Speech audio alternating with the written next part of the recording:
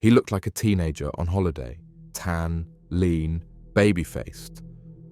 But behind the dance floor smiles and designer sunglasses, Eddie Burton wasn't a tourist. He was Britain's most unexpected drug lord. At just 23, the Liverpool native had quietly constructed a £20 million international smuggling operation, spanning from Amsterdam to Kent, all while blending into the backdrop of European party islands. When Spanish police stormed the VIP area of Ibiza's Pacha nightclub, they weren't breaking up a night out. They were ending one of the UK's most audacious trafficking networks. Burton's arrest shocked the public, but those who knew him weren't surprised. He'd been dealing drugs since the age of 10, groomed young by older dealers who used his schoolboy looks as camouflage. And he didn't climb the ranks alone. Alongside him was Shan Banks, a 25-year-old with a taste for luxury holidays and a digital footprint that exposed far more than selfies. While Burton coordinated supply lines and shipments from the continent, Banks was the UK anchor, laundering drug money, coordinating couriers, and communicating through encrypted chats. Together, they moved over 300 kilograms of cocaine, heroin, and ketamine, using lorries disguised as legitimate freight and suitcases packed on romantic getaways. They thought they were invisible, operating across borders, using aliases, and staying ahead of the law. But arrogance leaves traces, and encrypted chats, fingerprints, and flight logs don't disappear. This is the rise and fall of Eddie Burton, the schoolboy-turned-smuggler who built an empire before his mid-20s and the operation that finally caught up with him. Before the nightclub lights and smuggled millions, Eddie Burton was just another Liverpool schoolboy. But from a disturbingly early age, his life veered sharply off course. By age 10, while most children were still learning long division, Burton was already a street-level runner, a child exploited by older gang members who saw his soft features and small frame as the perfect disguise. Quiet, sharp, and eager to impress, he was used to deliver small amounts of cannabis and cocaine in the neighbourhoods around North Liverpool. Family members later described him as a tearaway, always in trouble, fighting, pushing boundaries. His natural charm masked a growing ambition. He wasn't content being a courier.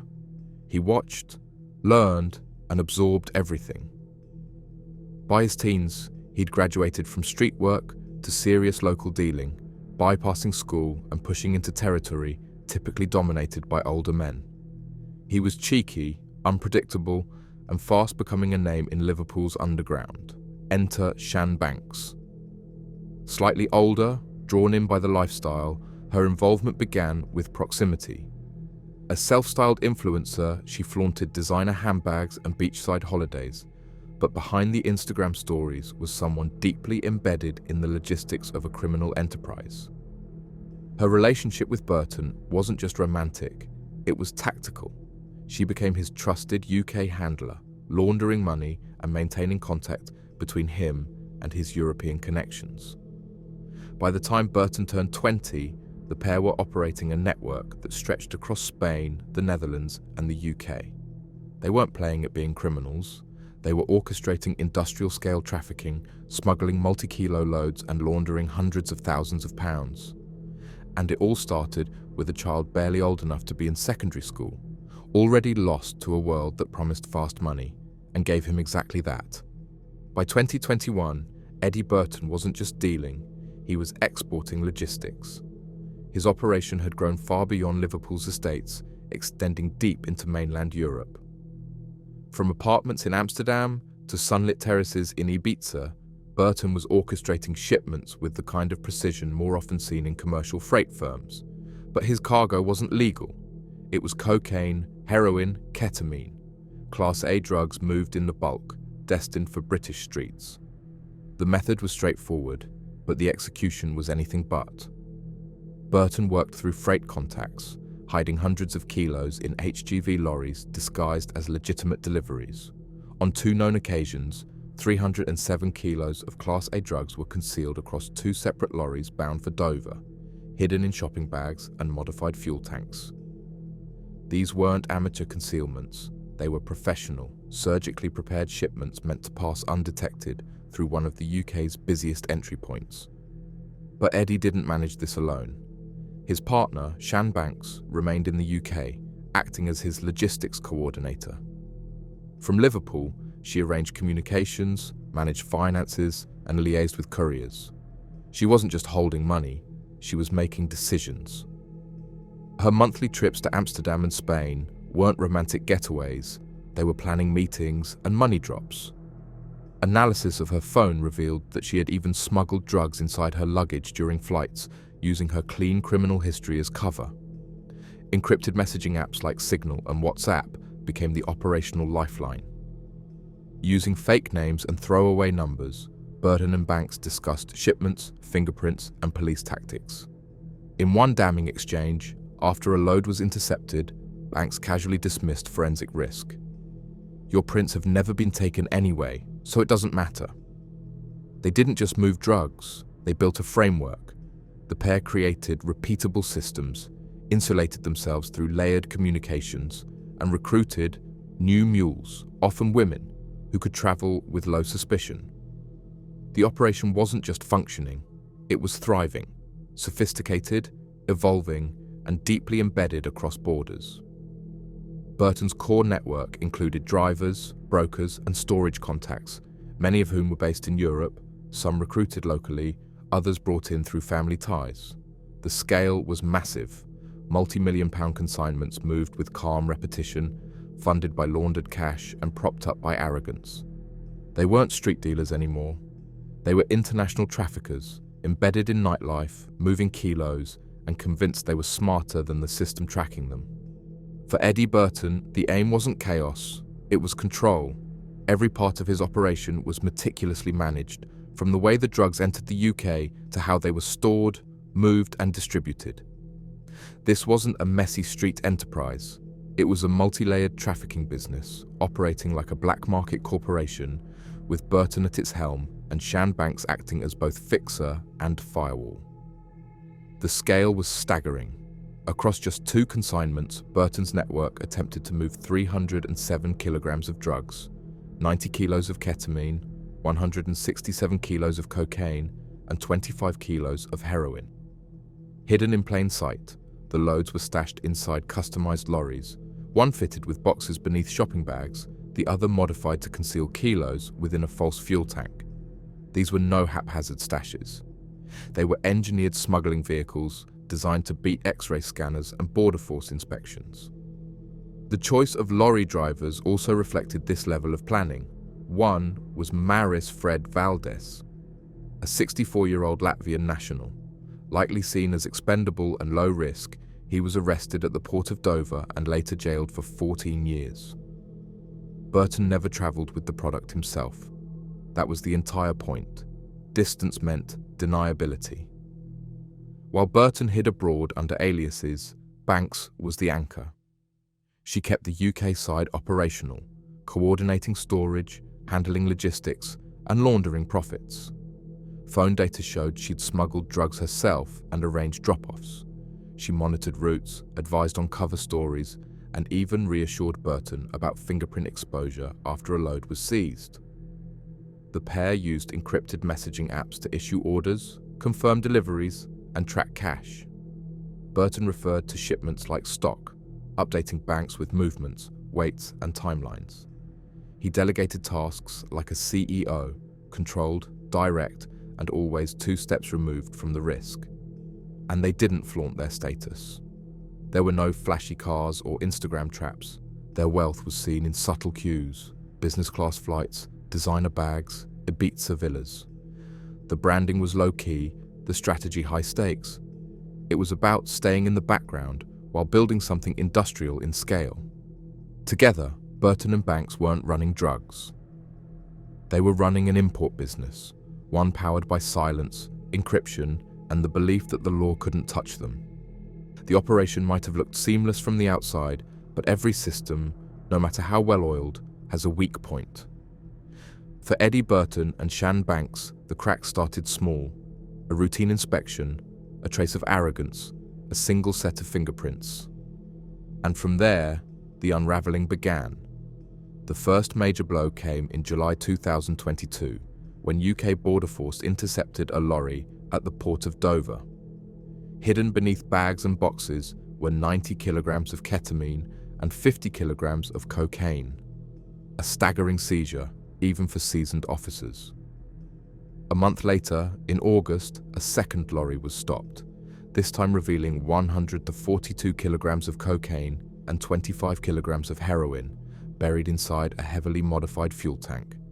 The packaging was slick, but not invisible. Forensic analysis identified Shan Banks's DNA and fingerprints on items within both consignments. Her attempt to stay in the background had failed. The encrypted chats didn't disappear either. One uncovered message saw Banks casually reassure Burton, "Your prints have never been taken anyway, so it doesn't matter." That message alone would later form a key part of the prosecution case, proving her active role and state of mind. The National Crime Agency, NCA, launched a wider surveillance operation, tracking Banks's travel history, financial patterns, and phone activity. Between June 2022 and October 2023, she flew repeatedly to the Netherlands and Spain. On 2 occasions, she physically carried drugs in her luggage, smuggling them through UK airports using her clean record as a shield. Burton, meanwhile, operated under aliases and was believed to be moving between properties in Ibiza and Amsterdam. But even from abroad, he left trails. Communications recovered by authorities mapped the blueprint of the operation.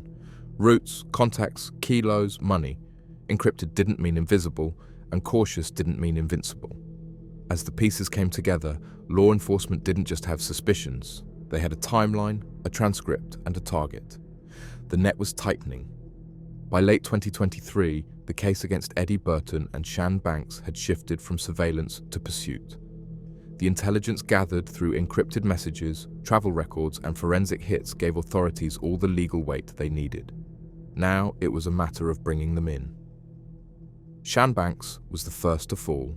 In December 2023, armed with overwhelming digital evidence and a confirmed travel trail, officers arrested her at her home in Liverpool. She didn't resist. On her seized phone, investigators found chats coordinating shipments, arranging financial transfers, and discussing drop-offs. The tone wasn't panicked. It was businesslike, confident, and utterly damning. Meanwhile, Burton had gone underground. Operating under a false identity, he was living a double life on the party island of Ibiza, blending in with tourists while running operations from the shadows. But by then, the National Crime Agency's Joint International Crime Center had mobilized international partners. A manhunt was underway. In March 2024, Spanish police struck. Acting on shared intelligence, they raided Pacha Nightclub, one of Ibiza's most iconic venues. Burton, enjoying the VIP section under an alias, didn't have time to run. He was arrested on the spot for unrelated local drug offences, giving British authorities the opening they needed. His fingerprints, aliases, and online activity linked him to the smuggling case within hours. He was held in Spanish custody before being extradited to the UK. The flight back wasn't just a transfer, it was a victory flight for the investigators who had tracked him across borders. Once on British soil, Burton was charged with 4 counts of importing Class A and B drugs, each one tied to the shipments traced through Dover. The strength of the case was brutal in its simplicity: encrypted chat logs, forensic evidence, financial trails, travel history, and full admissions from both accused. There was no wriggle room, no fabricated alibis or denials, just a clear, digitized account of international drug trafficking, pinned down to the kilo and the day. And with Banks already in custody, the empire they built began to implode. The takedown wasn't loud, it was clinical. Everything they thought was hidden had already been mapped, logged, and time-stamped. In February 2025, at Canterbury Crown Court, one of Britain's most unlikely drug empires came to a close. The proceedings drew national attention, not just for the scale of the criminal enterprise, but for the identities of those at its centre. Eddie Burton, a 23-year-old with a baby face and a schoolboy past, and Shan Banks, 25, a glamorously styled logistics fixer who had helped orchestrate the importation of industrial volumes of Class A substances into the UK. Both defendants entered guilty pleas. Burton admitted to 4 charges of importing cocaine, heroin, ketamine, and cannabis. Banks admitted to 7 offences, including importation, money laundering, and direct coordination of criminal activity across multiple jurisdictions.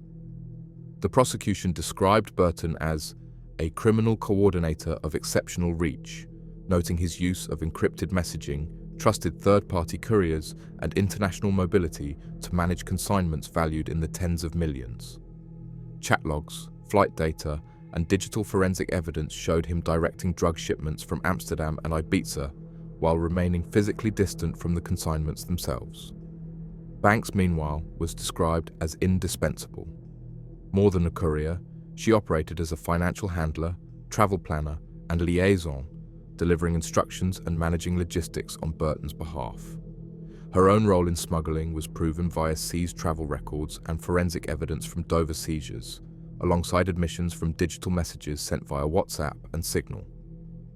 During sentencing, the judge stated, "You believed that youth, encryption, and international borders would shield you.